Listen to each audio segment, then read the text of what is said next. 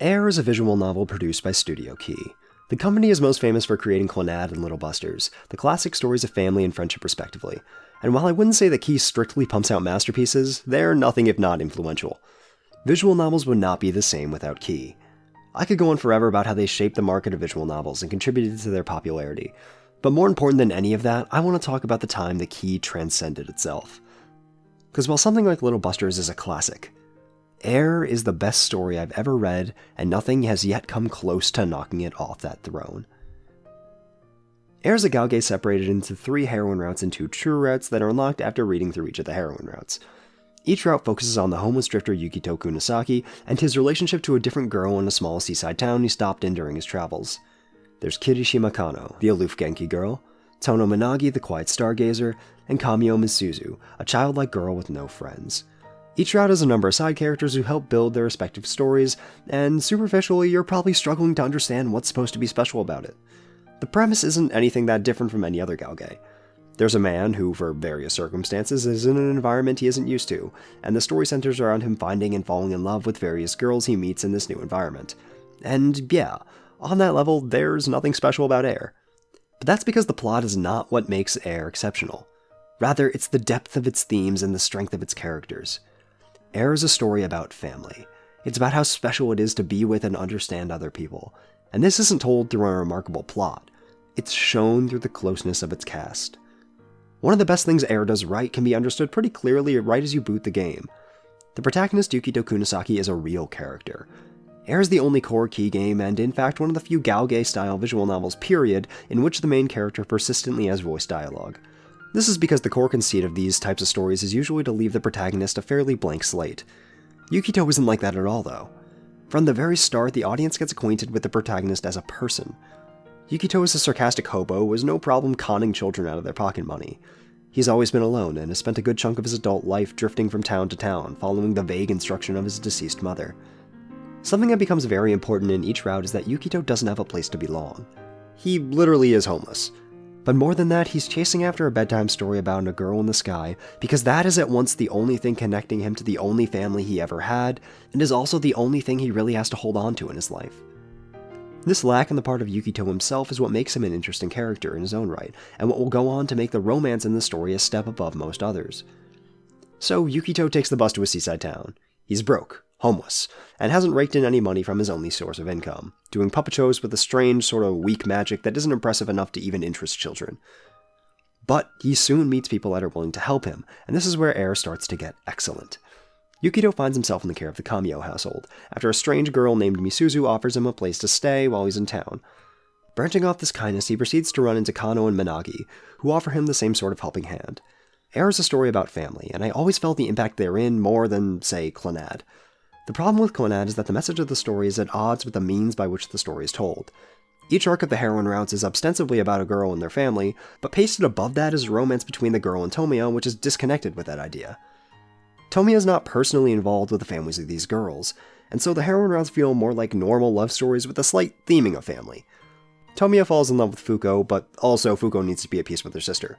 Tomiya falls in love with Kotomi, but also Kotomi needs to get over the loss of her parents. After Story was different, though.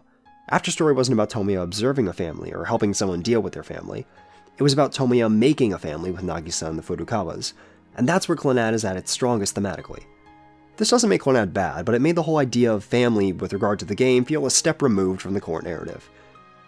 Air is like After Story, but all the time. These stories are romances, technically, but overwhelmingly the focus is not on the relationship between Yukito and a given heroine, but rather the family that forms around them. Kano's route is not about Yukito saving Kano from her guilt. Rather, it's about how Yukito, Kano, Hidori, and Potato form a family together. It's about all of them coming to realize that they love each other, and that just being together is enough. The solution to all of their problems is just being a family together. Air's secondary cast is vital to these stories because these stories are not simple romances. Hidori is just as important as Kano. Haruko is just as important as Misuzu. It's a story about people helping each other. And just as Misuzu was saved by Yukito being the only person to treat her normally and be her friend, Haruko was saved by finding it in herself to love Misuzu as she always wanted, and Yukito by finding an end to his journey and a place to belong. The route that strays away from this the most is Minagi's, which, while being an excellent romance, takes the Clannad approach to tackling its subject matter. Yukito helps Minagi deal with her strained household, but even though the dynamic that's built between her, Michiru, and Yukito is strong, the core problems with her character come from things Yukito isn't directly involved with. It's a strong story, but one that lacks that otherworldly sense of ease that the other routes instill through this immersive way of presenting their themes. Some of the moments that moved me the most in the story were just the simple lines where this realization, that what every character wanted more than anything was right in front of them, was put to words. When Haruko tells Yukito, you can stay here, or when Kano tells him that she'll go find the girl in the sky in his place so that he doesn't have to leave, it's enough to make me have to put the story down for a second. Air's full of moments like these. You feel the closeness, or at least I do. The Kirishima clinic was a seemingly lively place, but the warmth was something that was forced out of the two sisters who lived alone without a family. Yukito and Potato really do add something to that dynamic. They turn the place into a home again. Misuzu's house is this nightmare of false pretenses, centering around an alcoholic and a girl who can't make friends or she dies. But Yukito just treats her normally. She gets to have a friend, and they're just being there. Haruko realizes how much he loves Misuzu, and it's only when all of them are there that you really feel this is what family is like. And that's just the heroine routes. The true routes are a whole different level of mastery.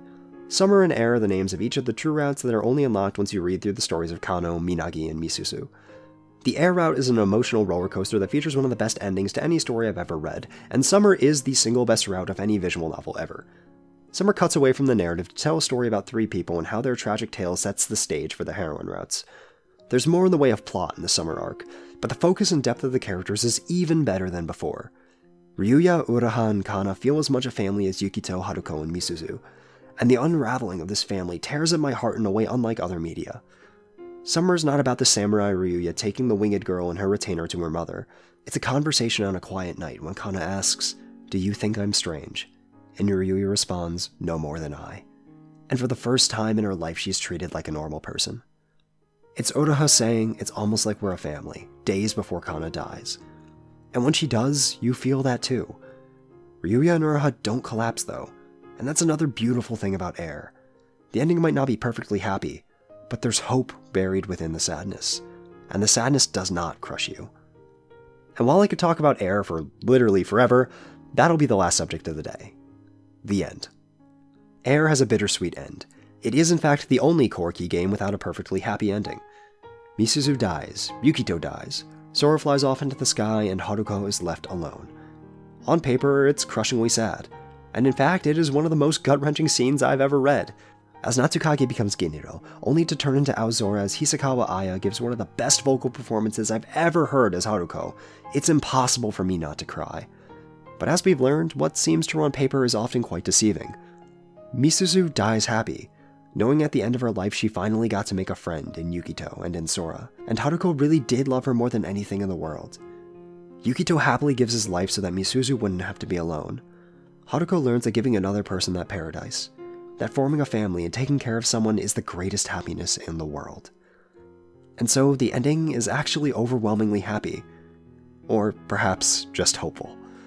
It's bittersweet, but daring to be bittersweet allows its message to hit that much harder. Through all of the pain and the crying, everyone is happy. The cycle is broken in the 1000th summer, and the samurai is finally able to save the winged girl. It's hard to describe what Air does to me. It's hard to describe why I love these guys and their struggle. But nothing has made me laugh, cry, and believe more than this story. And without a minor miracle, I doubt much ever will. Thank you.